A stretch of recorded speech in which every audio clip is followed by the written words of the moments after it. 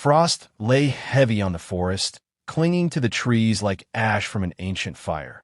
Every branch sagged beneath its burden. Every sound seemed to die before reaching the air. Through that spectral stillness, 5 figures moved in formation, tall, deliberate, and unervingly calm. Their armor shimmered with crystalline light, refracting the dim glow of Eidolon IV's twin moons into 1,000 shifting colors. Lieutenant Syrinx led them, the snow whispering under his boots as his visor projected a wash of tactical readouts across his field of view. The forest stretched ahead in infinite, identical silence, and still, he advanced as though walking across a parade ground. "Movement registers negative," reported Officer Kareth. His voice filtered through a chorus of harmonics. "Radiation stable. No human frequencies detected within 5 clicks." Syrinx didn't look back. "You expected otherwise?" His tone was half amusement, half disdain. "The humans have been gone for months. This is mop-up, nothing more." Yet even as he spoke, the static in his headset wavered, a faint pulse like a heartbeat under snow. The signal was clean one moment, fragmented the next. It wasn't enough to raise alarm, but it itched at the edge of his awareness. He disliked imperfection. They moved deeper into the glacial woods, their lights flickering over trees so ancient they seemed petrified. Thick ropes of frost hung from the branches, and the air shimmered faintly with particulate ice. Each breath the aliens took came out in plumes of vapor, vanishing instantly. "This sector was human-held before surrender," said Kareth, scanning the area with a low hum from his shoulder rig. "Our archives record multiple resistance pockets, all neutralized." Rathal, the youngest of the group, adjusted his rifle uneasily. His armor was pristine, the edges still too clean, his movements too careful. And if something was missed? Syrinx smiled beneath his visor, a flicker of sharp amusement. "You think their remnants survive here? Flesh freezes faster than pride, soldier. The species learned humility the moment we burned their cities." The squad laughed, the sound mechanical and hollow against the forest weight. But Rathal didn't join them. He stared at the trees, scanning for patterns in the frost, the subtle rhythm of unnatural shapes. He couldn't name what disturbed him, only that the silence felt heavier than it should. A glint caught his eye, a small metallic object half buried in snow. He knelt, brushing aside the powder until the item revealed itself. A brass casing, human-made, still faintly warm to the touch. "Sir," he said, his voice tight, "there's evidence of recent activity. Ammunition." Syrinx turned, curious now. He crouched beside Rathal and lifted the casing delicately between 2 fingers. The metal was golden, simple, crude, a tool of desperation. "This world is cold enough to preserve anything," he said. "You mistake relics for presence." Rathal didn't answer. He could feel the faint residue of heat even through his gloves, and that, more than anything, made him uneasy. "Mark it," Syrinx ordered. "Then move on. Command wants the northern ridge secured before cycle's end." The soldiers advanced again, boots crunching on frost.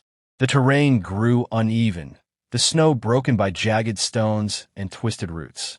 The ridge rose ahead, a slope crowned by skeletal trees. Their branches reached skyward like fingers frozen mid-prayer. As they climbed, the wind shifted, soft at first, then carrying with it a faint metallic scent. Syrinx paused. "Analyze," he ordered. Kareth's sensors flickered. Trace elements of carbon propellant. Minimal particulate drift. Origin uncertain. The lieutenant's mandibles twitched beneath the helmet. Old munitions. The humans must have tried to hold this ridge once. A sentimental choice. Another voice came from the back. Officer Leth, older, cautious. "Sir, I recommend deploying drones. If there's interference in the signal, it might be atmospheric or deliberate." Syrinx gave a quiet laugh. "Deliberate? By whom?" "Ghosts." He turned his gaze up the ridge, where moonlight pooled in fractured beams through the canopy. "You overestimate their persistence. Humanity is an echo. We are the sound that replaced it." Still, he couldn't shake the feeling that the forest was listening. His sensors flickered again, registering minor disturbances in magnetic alignment, subtle, shifting anomalies. It was enough to tighten his focus. "Form a perimeter," he commanded. "We finish the sweep, then return." The squad spread out in a wide arc, their armor gleaming faintly against the pale snow. Wraithel's pulse quickened as he scanned the tree-line. He swore he saw movement, but the motion dissolved when he blinked. A gust of wind, or was something else. "Sir," he said, quieter now. "I have a—" The sound came first, a soft, almost imperceptible crack, like a branch breaking underweight. Then a sharper one, metallic and precise. Radhal turned his head, but the soldier beside him was already falling, his helmet erupting into a spray of glittering shards. The body hit the snow with a muffled thud. Kareth shouted, dropping to one knee. "Hostile fire. Source unknown." Saryx's instincts kicked in, his voice cutting through the panic. "Positions. Track the shot. Use heat, vibration, anything." But his visor flashed red. No data detected. The forest had swallowed everything. Leth crouched low, scanning. Nothing on thermal. It's like the air itself absorbed the round. Wraithel's voice trembled. "Sir, it wasn't random. That was precision." The lieutenant glanced down at the shattered helmet. The wound was surgically clean. Entry through the visor, exit through the rear plate. No explosive residue, no energy burn. A ballistic kill. Impossible at this range. "Contact with command?" he barked. "Signal's gone," Kareth said. "Static only." Saryx exhaled, slow and deliberate, suppressing the flicker of uncertainty crawling under his armor. He was a soldier of the Dominion. He did not yield to fear. "We hold position," he said. "We find a shooter." But even as he spoke, the silence pressed tighter around them, and he realized the forest was no longer simply quiet. It was listening back. Somewhere beyond the ridge, something moved with the patience of a creature that had been waiting far too long. The snow settled again, erasing the traces of the fallen, as if the world itself preferred to keep the truth buried. Saryx raised his weapon and stared into the endless white. "Whoever you are," he murmured, "you'll have to do better than ghosts." Far above, unseen, a single scope adjusted by a fraction of a degree. Then the forest returned to stillness, holding its breath for whatever came next. The world through the scope was narrow, patient, and perfect. Frost had gathered along the rim of the lens, softening its edge, but the image at its center was sharp, a cluster of alien figures shifting cautiously amid the snow. "Whisper." Nine exhaled slowly, the vapor of her breath vanishing before it reached the scope's glass.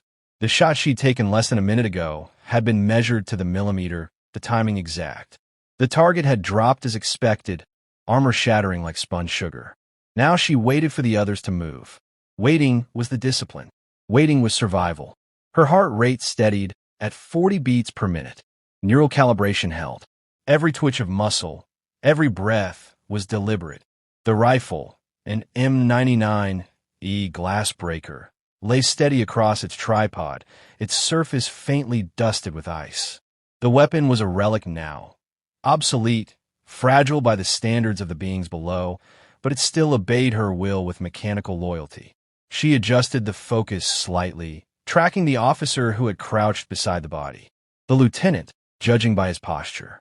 She could see his visor flicker as he spoke to his squad, though his voice didn't reach her.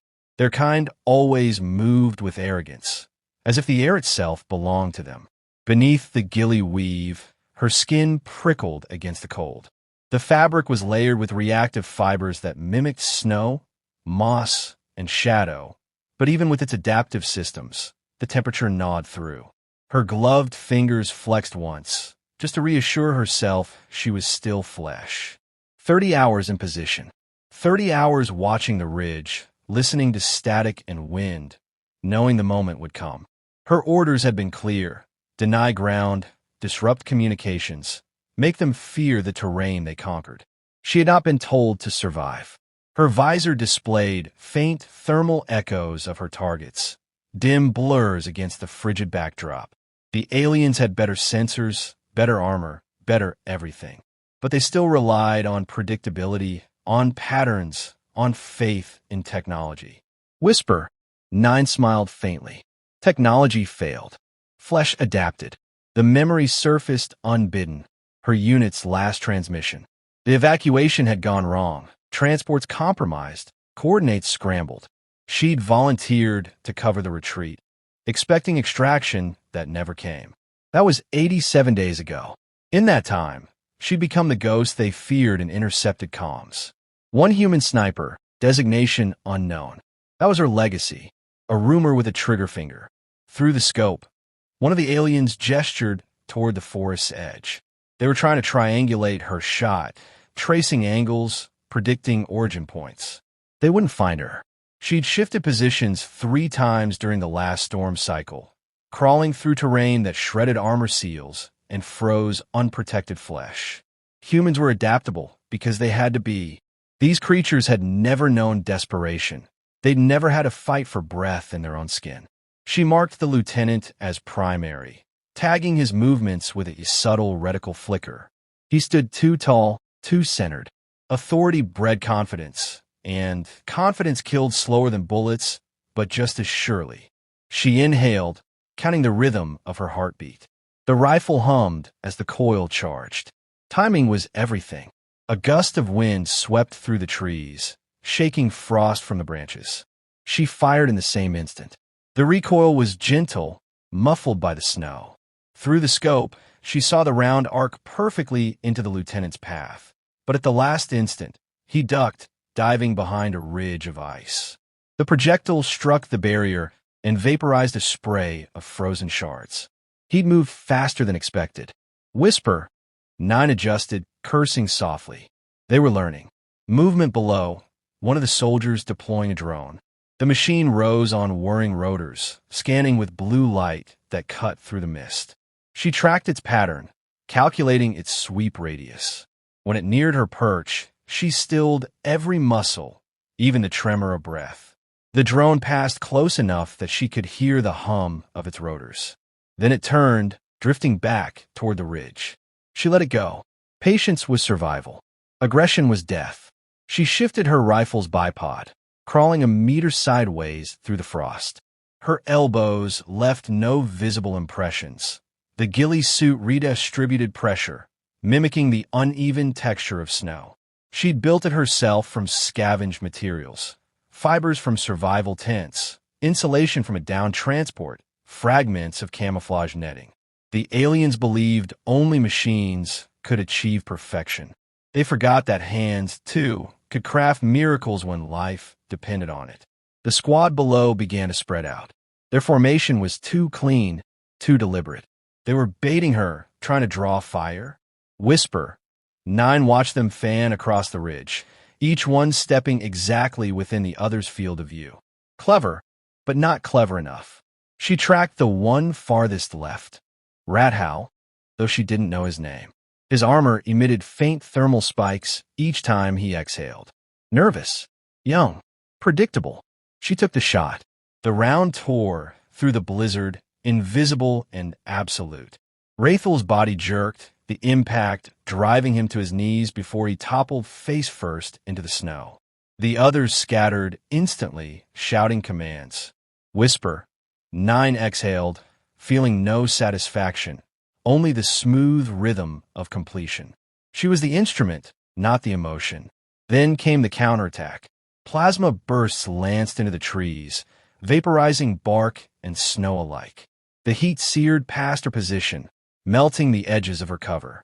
She rolled sideways, calm and fluid, sliding down a shallow incline before re-establishing her stance. Her visor flickered as magnetic interference spiked. They were adapting quickly. She liked that.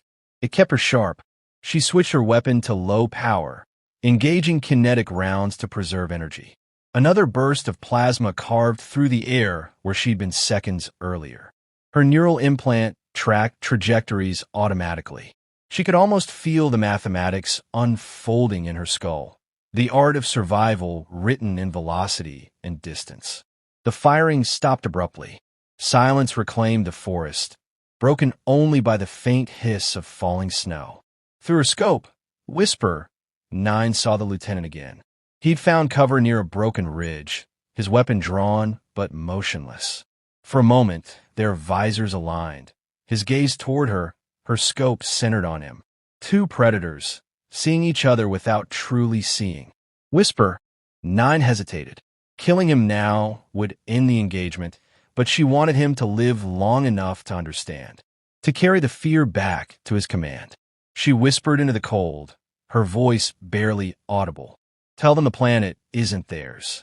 Then she powered down the rifle and melted backward into the snow, vanishing as quietly as she had appeared, leaving behind only silence and the echo of their own dread.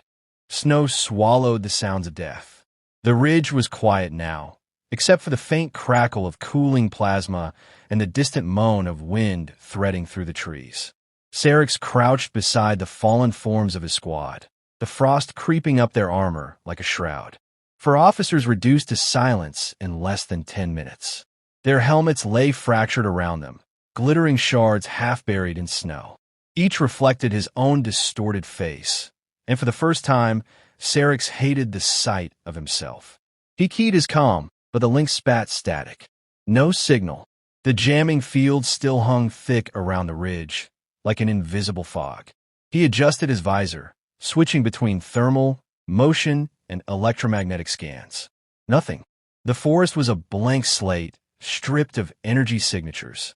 Only the storm moved, shifting the air with whispering indifference. Report. He commanded automatically, though no one was left to answer. The words dissolved into the cold. He rose slowly, gripping his rifle. The weapon's charge indicator pulsed red, half capacity. He should have retreated to the extraction point, but instinct overruled protocol. Pride, maybe, or something older. He would not leave this place until he understood what had killed his soldiers. Not just a human, something more deliberate, more disciplined. A creature born from extinction itself. Syrinx advanced toward the ridge's peak, every step deliberate. He remembered the human artifacts they'd unearthed months ago. Letters, trinkets, data logs. They'd read like the relics of an inferior race, obsessed with sentiment. Yet here, in the frozen forest, he was beginning to think sentiment had forged their strength. A faint glimmer caught his eye near the tree line. He froze. The reflection had come from something smooth, not natural ice. He aimed his rifle's optics, zooming in. For a moment, he saw nothing but white noise. Then a shift in the snow, subtle, purposeful. His breath slowed. Show yourself, he murmured. You've earned that much. The forest gave no reply. But he knew. Something was there, watching, assessing him as he had assessed countless prey before. His grip tightened, and a strange calm settled over him. So this is humanity's final soldier, he said softly. The ghost of your dying kind. A voice came from somewhere above him, quiet but unmistakably human, filtered through distance and cold. You mistake extinction for surrender. Syrinx pivoted toward the sound, scanning upward. On a ledge halfway up the ridge, a figure crouched among the frost, a shape almost indistinguishable from the snow. Only the faint outline of a rifle betrayed its presence. You kill from shadows, Syrinx called. Come down. Face me as a warrior. Warriors die loud, the voice replied. Ghosts choose who hears them. Something in that answer stung. He raised his weapon, targeting the ledge. Before he could fire, the figure moved, fast, too fast for his sensors to track. A blur of pale fabric and metal, flowing like wind across the ridge. Plasma bolts lanced upward, carving through the snow, but the figure was already gone, vanishing between trees. Syrinx recalibrated his scope, heart rate spiking. The storm intensified, flakes swirling thick around him. Visibility dropped to meters. He turned slowly, scanning for motion. Then he saw it again, just a shimmer to his left. He fired, the blast slicing through mist. Silence answered. A whisper came from behind him. You think technology gives you dominion. It only makes you louder. He spun too late. The human emerged from the snow itself, ghost white, rifle aimed with terrifying stillness. The barrel was inches from his visor. Through the reflective glass, he saw her face, a faint blur of pale eyes and frostbitten skin. There was no rage there, only resolve. Syrinx froze, every calculation collapsing into instinct. Why? He managed, the question breaking out before pride could stop it. Why stay behind? Her tone was even, almost gentle. Someone had to remind you what fear feels like. He understood then that she wasn't fighting for victory. She was fighting to exist in their memory, to carve her defiance into the bones of the world they thought they owned. He opened his mouth to respond, but the rifle fired with a muffled thud. The impact shattered his visor into 1,000 shining fragments. He fell backward into the snow, sight fading, the world splintering into reflected shards of moonlight. The last thing he saw was her silhouette dissolving into the storm, as if she had never been there. Time passed. The snow thickened, covering the battlefield, softening edges, sealing the ridge in silence once more. When the alien reinforcements arrived hours later, they found only frozen bodies and shattered helmets gleaming under the moons. The soldiers spread out cautiously, scanning for threats, but their instruments returned nothing. No trace of a sniper, no energy residue, just the hum of the storm.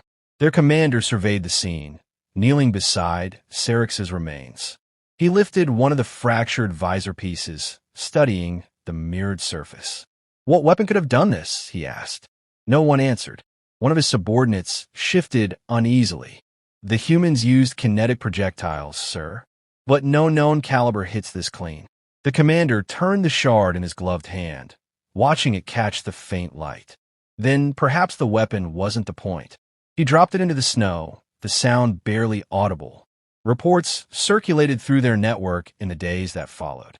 Some dismissed the incident as malfunction. Others whispered of a surviving human marksman haunting the frozen frontier. The younger officers gave it a name, the White Ghost. They said she could bend the snow around her, that she watched from every ridge where arrogance dared to climb. Far beyond the ridge, beneath layers of frost and shadow, whisper, 9 moved through the forest in silence. Her rifle was slung across her back, its coils drained, her breath steady. She no longer counted the days. Numbers meant nothing here. She existed between them, a rumor sustained by fear. She paused at the crest of another hill, looking down toward the alien lights glimmering on the horizon. For a moment, she allowed herself to remember warmth, laughter, the sound of a voice calling her name. Then she closed her eyes, letting the wind bury those ghosts beside the others. When she opened them again, only purpose remained. You'll learn, she murmured to the empty forest. The cold remembers what you forget. And as the storm swept over Eidolon IV, the snow fell thick and unbroken, hiding her footprints once more.